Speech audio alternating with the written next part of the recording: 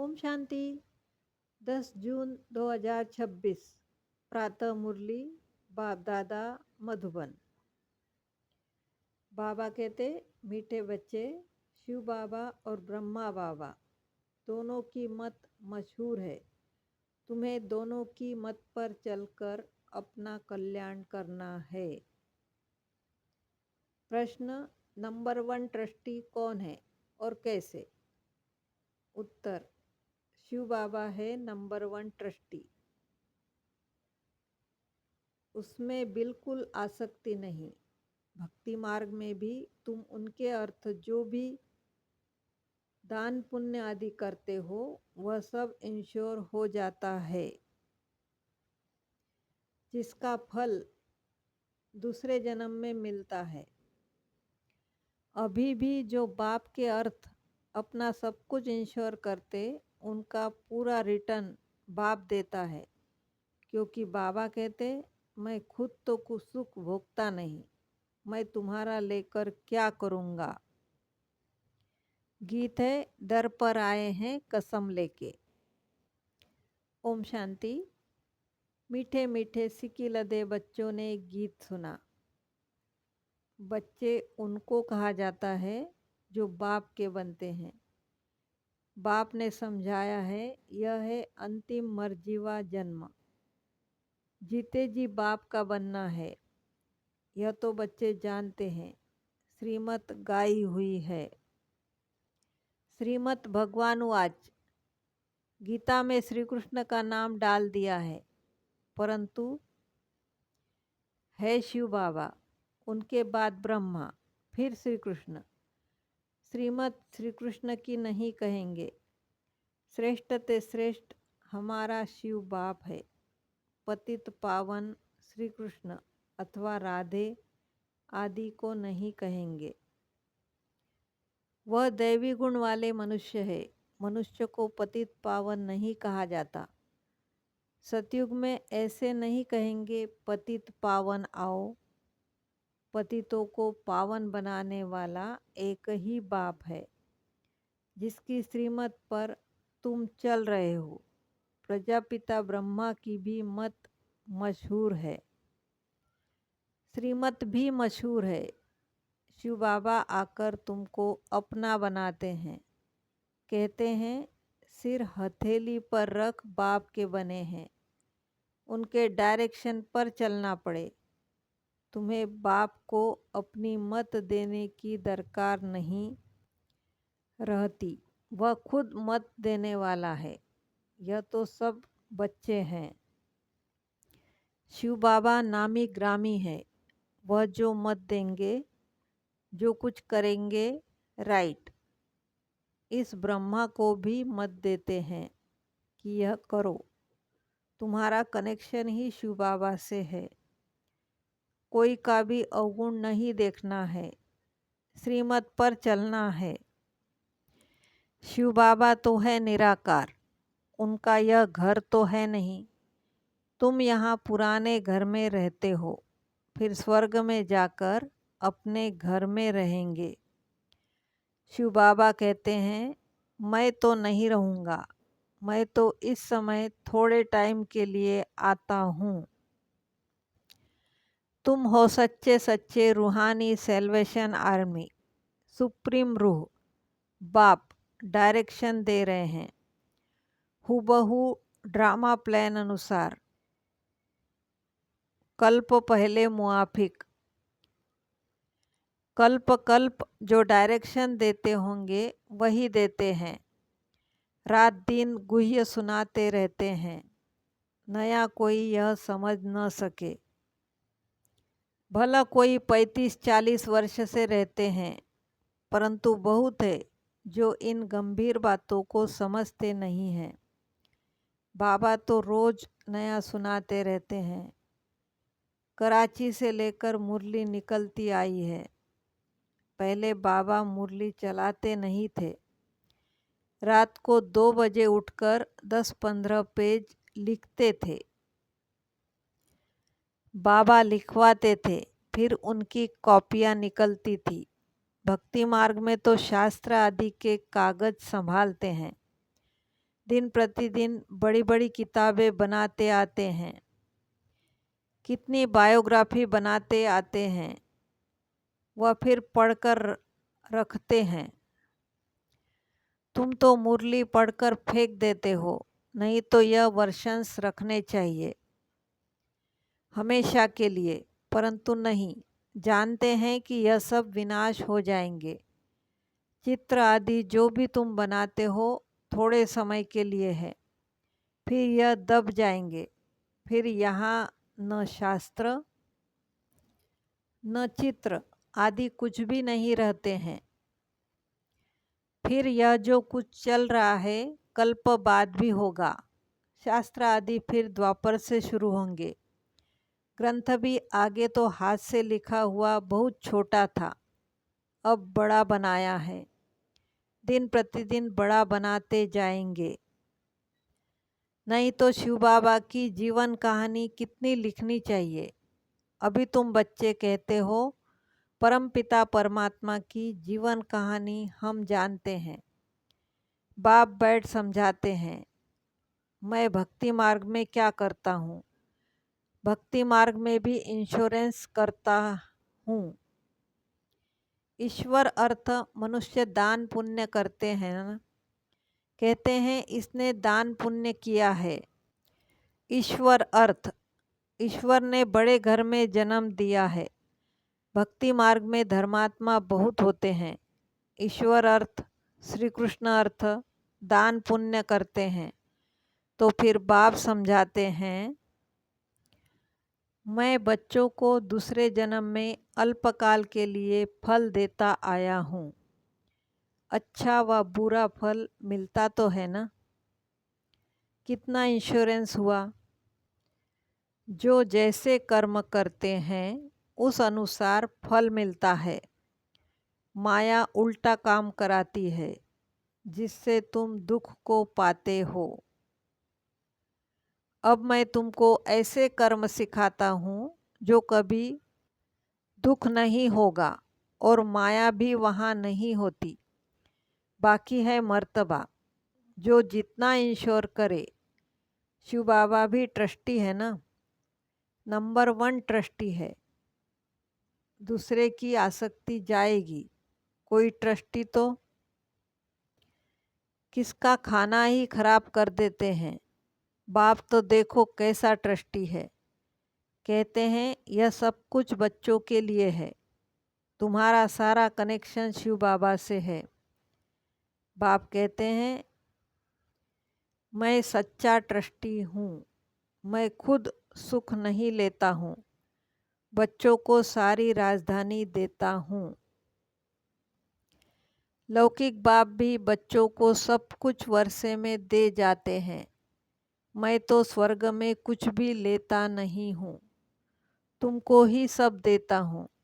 तो तुम्हारा कनेक्शन सारा शिव बाबा से है। यह बाबा कहते हैं मैंने भी फुल इंश्योर कर लिया। तन मन धन सब बाप की सर्विस में है। सिंधी में एक कहावत है, हाथ जिसका ऐसे दाता रूप में, पहला पूर वह पहुँचेंगे। बाप को सब इंश्योर करना है। 2 मुट्ठी चावल दिए तो महल मिल गए। अभी देखो मकान बना है, कोई ने 1 रुपया भेजा, हमारी ईंट भी लग जाए। बाप ने लिखा तुमको तो सबसे अच्छे महल मिलेंगे क्योंकि तुम गरीब हो। मैं हूँ ही गरीब निवाज। गरीब का 1 रुपया तो साहूकार का 10,000। दोनों को एक ही मर्तबा मिल जाता है। साहूकार बहुत मुश्किल आते हैं। सबसे कन्याएं तो बिल्कुल फ्री है। नंबर 1 देखो मम्मा गई, उनके पास तो कुछ भी नहीं था, गरीब के घर की थी, फिर भी नंबर 1 चली गई। इसने सब कुछ दिया, फिर भी पहले लक्ष्मी फिर नारायण। कितना वंडरफुल खेल है। तो कभी किसी बात में संशय नहीं होना चाहिए। बाप दादा कोई कम थोड़ी है, जरा भी संशय इसमें नहीं लाना चाहिए। बहुत मीठा भी बनना है। कदम कदम पर श्रीमत लेनी है, नहीं तो माया बहुत नुकसान करा देती है। बच्चों को कितने डायरेक्शन देने पड़ते हैं। बाबा कहते हैं पूरा समाचार लिखो। बाबा हर प्रकार की संभाल करेंगे। बाबा को बहुत ख्याल रहता है कहाँ यह बच्चा चढ़ जाए। पढ़ाई पर पूरा अटेंशन चाहिए। हम हैं most beloved God fatherly student. भगवानुवाच भी लिखा हुआ है, परंतु श्री कृष्ण का नाम डाल दिया है। श्री कृष्ण भी सभी मनुष्यों से ऊंचते ऊंच ठहराना फर्स्ट प्रिंस है। श्री कृष्ण का नाम देते हैं, श्री नारायण का क्यों नहीं। श्री कृष्ण है बालक। छोटेपन से बालक सतो प्रधान होता है, फिर बचपन से युवा, फिर वृद्ध अवस्था आती है। बच्चों की ही महिमा करते हैं क्योंकि पवित्र है ना। बालक ब्रह्म ज्ञानी समान कहते हैं। बच्चे से कोई पाप नहीं होता है।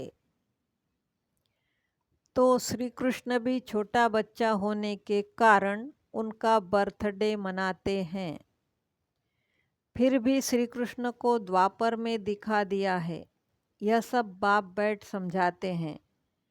सिवाय तुम ब्राह्मणों के दुनिया में ऐसा कोई नहीं होगा जिसे यह सब बातें पता हो। ब्राह्मण है उत्तम। तुम ब्राह्मण हो ईश्वरीय संतान। सतयुग में ईश्वरीय संतान नहीं कहेंगे। ईश्वर से जरूर स्वर्ग की प्राप्ति होगी। यह है तुम्हारा अति दुर्लभ अमूल्य जीवन। सबका तो हो नहीं सकता। यह ड्रामा ऐसा बना हुआ है। कल्प पहले जिन्होंने पढ़ा वह पढ़ रहे हैं।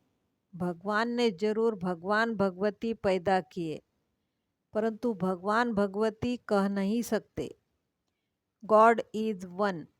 निराकार की महिमा है, साकार की थोड़ी महिमा होती है।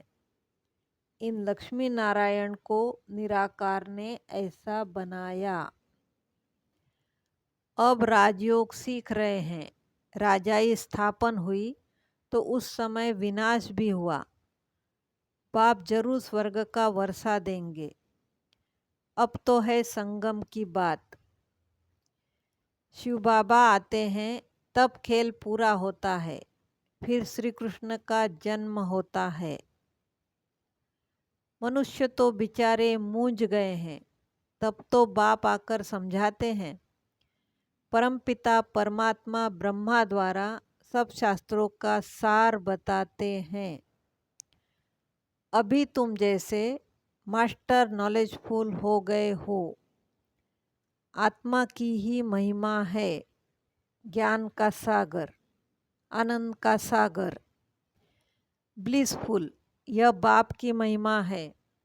बाप कहते हैं यह भारत तो सबसे बड़ा तीर्थ स्थान है, परंतु श्री कृष्ण का नाम डालने से सारी महिमा गुम कर दी है। नहीं तो सभी शिव के मंदिर में फूल चढ़ाते। सबका सद्गति दाता वह एक है। आधा कल्प तुम प्रारब्ध भोग फिर नीचे आते हो। सबको तमो प्रधान बनना ही है। अब बाप कहते हैं तुम बच्चों के लिए नई दुनिया स्थापन कर रहा हूँ। उसमें खुद नहीं आता। सब कुछ तुम बच्चों के लिए है। साफ बात है। मनुष्य तो अपने लिए करते हैं, फिर कहते हैं कि हम निष्काम करते हैं, परंतु निष्काम तो कोई कर न सके। हर चीज का फल जरूर मिलता है। मैं तो तुम बच्चों को अविनाशी ज्ञान रत्न देता हूँ। तुम्हारे लिए ही वैकुंठ लाया हूँ। बच्चों को सॉवरेंटी का सोविनियर देते हैं तो वह लेने लिए ऐसा लायक बनना चाहिए। स्वर्ग का मालिक बनना है। हथेली पर बहिष्त मिलता है। सेकंड में जीवन मुक्ति अथवा सेकंड में बादशाही, दिव्य दृष्टि दाता शिव बाबा है। सेकंड में वैकुंठ में ले जाते हैं। इस बाबा के हाथ में कुछ भी चाबी नहीं है। बाप कहते हैं, मैं तुम बच्चों को राजाई देता हूँ, मैं नहीं करता हूँ। फिर जब तुम भक्ति मार्ग में जाएंगे तब तुमको दिव्य दृष्टि से बहलाना पड़ेगा। कितना अच्छी रीति समझाते हैं। ऐसा बाबा कल्प कल्प कल्प के संगम युगे एक ही बार आते हैं। बनी बनाई बन रही, अब कुछ बननी नहीं। जो कुछ होता है ड्रामा में नोंद है, उसको साक्षी हो देखो। बाबा बहुत अच्छी रीति समझाते हैं। बच्चे, मैं तुम्हारा इंश्योरेंस मैग्नेट हूँ, तुम्हारी एक पाई भी नहीं गवाता हूँ। कौड़ी से तुमको हीरे तुल्य बनाता हूँ। यह सब शिव बाबा करते हैं इनके द्वारा। करण करावन हार है, निराकार निरंकारी वह है। गॉड फादर कैसे बैठ पढ़ाते हैं। ऐसे नहीं कहते चरणों में पढ़ो, बाप ओबीडियंट सर्वेंट है। बाप कहते हैं, जिनको मालिक बनाया वह सुख भोग भोग कर अभी दुखी हुए हैं। सुख भी बहुत मिलता है। इतना सुख कोई धर्म को नहीं मिलता है। ऐसे नहीं कह सकते कि भारतवासियों को क्यों, औरों ने क्या किया। अरे इतने ढेर मनुष्य हैं, सब तो नहीं आ सकते। यह ड्रामा बना हुआ है। भारत में ही आदि सनातन देवी देवता धर्म था। भगवान ने आकर सहज राजयोग सिखाया था। बाप कहते हैं, मैं फिर से आया हुआ हूँ। तुम भी जानते हो, 84 जन्मों का पार्ट बजाया। अब फिर से हम घर जाते हैं। यह बहुत पुराना चोला हो गया है। सर्प का मिसाल। सन्यासी लोग फिर कहते हैं, आत्मा सो परमात्मा। आत्मा सो परमात्मा में लीन हो जाती है। ऐसी अवस्था में रहते रहते फिर शरीर छोड़ देते हैं। परंतु ब्रह्म में लीन तो कोई होता नहीं है। उनमें भी कोई कोई बहुत तीखे होते हैं। शांति में बैठकर शरीर छोड़ चले जाते हैं तो उनका वायुमंडल में 2-3 दिन तक सन्नाटा हो जाता है। तो तुम जानते हो कि यह पुराना शरीर छोड़ बाबा के पास जाते हैं। ब्रह्म तो बाबा नहीं। यह उन विचारों का भ्रम है। अच्छा, मीठे मीठे सिक्की लदे बच्चों प्रति मात पिता बाप दादा का याद प्यार और गुड मॉर्निंग। रूहानी बाप की रूहानी बच्चों को नमस्ते। हम रूहानी बच्चों की रूहानी मात पिता बाप दादा को याद प्यार गुड मॉर्निंग और नमस्ते। शुक्रिया बाबा, शुक्रिया। धारणा के लिए मुख्य सार। इस ड्रामा की हर सीन साक्षी होकर देखना है, क्योंकि बनी बनाई बन रही। कभी किसी बात में संशय नहीं उठाना है। बाप इंश्योरेंस मैग्नेट है, इसीलिए तन मन धन बाप की सर्विस में सफल कर अपना भविष्य बनाना है। बाप से पूरा पूरा कनेक्शन रखना है, पूरा समाचार देना है। वरदान। मर्जीवा स्थिति द्वारा हिम्मत और उल्लास की अविनाशी स्टैंप लगाने वाले प्राप्ति संपन्न भव। जो प्राप्तियों से संपन्न होते हैं उनके हर चलन नयन चैन से उमंग उत्साह दिखाई देता है, लेकिन हिम्मत और उल्लास की अविनाशी स्टैंप लगाने के लिए अपने पास्ट के व ईश्वरीय मर्यादाओं के विपरीत जो संस्कार, स्वभाव, संकल्प व कर्म होते हैं उनसे मर्जीवा बनो। प्रतिज्ञा रूपी स्विच को सेट कर प्रैक्टिकल में प्रतिज्ञा प्रमाण चलते रहो। हिम्मत के साथ उल्लास हो तो प्राप्ति की झलक दूर से ही दिखाई देगी। स्लोगन। मेले व झमेले में डबल लाइट रहने वाला ही धारणा मूर्त है। ये अव्यक्त इशारे। सदा हर्षित रहने के लिए अपनी नेचर को सरल बनाओ। सहनशील बनो। आपके हर संकल्प, हर बोल में विशेषता हो। सदा सरल स्वभाव, सरल बोल, सरलता संपन्न कर्म हो। ऐसे सरल स्वरूप रहो। सदा एक की मत पर एक से सर्व संबंध, एक से सर्व प्राप्ति, ऐसे एक द्वारा सदा एक रस रहने के सहज अभ्यासी रहो। सदा खुश रहो। खुशी का खजाना बांटो। खुशी की लहर सर्व में फैलाओ। यही सच्ची सेवा है। ओम शांति।